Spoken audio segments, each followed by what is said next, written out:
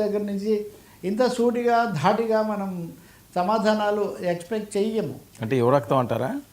యువరక్తమే కాదు, విధానపరమైనటువంటి ఒక స్పష్టంగా మనం ఈ పలానా బీజేపీ పంథాలు పోవాలన్న తర్వాత మీరు ఇక్కడ ఒకటి తెలుసుకోవాలి కదా, బీఆర్ఎస్ కూడా మొన్న ఎన్నికల్లో వాళ్ళు కూడా ఓటు వేయకుండా దూరంగా ఉన్నారు. వాళ్ళు ఏదో పరోక్షంగా బలపరిచే పని వాళ్ళు ఏం చేయలేదు. దూరంగా ఉండడం అంటే మరీ జగన్మోహన్ రెడ్డిలా కలిసిపోవడం కాకపోయినా ఎంతో కొంత అది బీజేపీకి ఉపయోగపడే ఒక వ్యవహారమే. ఇప్పుడు కవిత ఆరోపణ కూడా అదే కదా.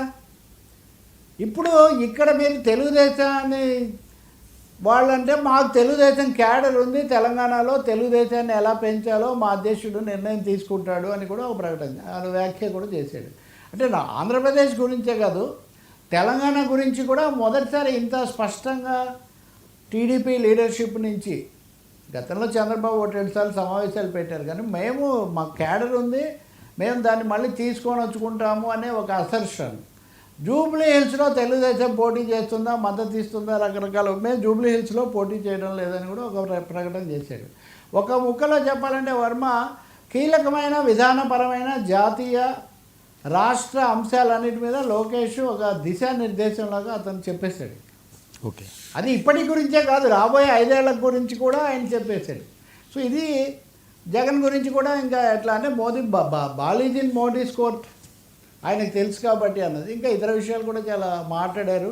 అంటే లోకేష్ కేంద్రంతో లేదా మోదీ అమిత్ షాలతో సంబంధాలు ఇవన్నీ పాటిస్తున్నారు, ఇవన్నీ ఆయన చూస్తున్నారు అన్నది దాదాపు 100% నిజమే అన్నది నిన్న ఆయన ఇచ్చిన ఇంటర్వ్యూలో కానీ దీంట్లో కానీ. మనకి ఇంకోటి కూడా, సుదర్శన్ రెడ్డి తెలుగు వ్యక్తి కదా, మరి మీరు తెలుగు ప్రాంతీయ పార్టీని ఎందుకు బలపరచలేదు అంటే, ఇక్కడ ఈ ప్రాంతీయం అది ఇదేం లేదు, మేము రాజకీయంగా వాళ్ళతో ఉన్నాం, వాళ్ళని మేము బలపరుస్తాం, ఇక్కడ తెలుగు అన్న మాట ఇట్ డజంట్ అరైజ్ అన్న పద్ధతిలో అది కూడా.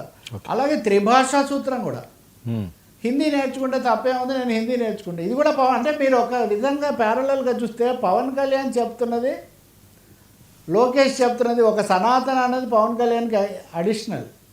అది మినహాయిస్తే మిగిలినవన్నీ కూడా ఒక విధంగా వీళ్ళు బీజేపీ లైన్లో లేదా బీజేపీకి అనుగుణంగా చాలా ముందుకు వెళ్ళి మాట్లాడుతున్నారు అనేది అయితే మనకు అర్థమవుతుంది.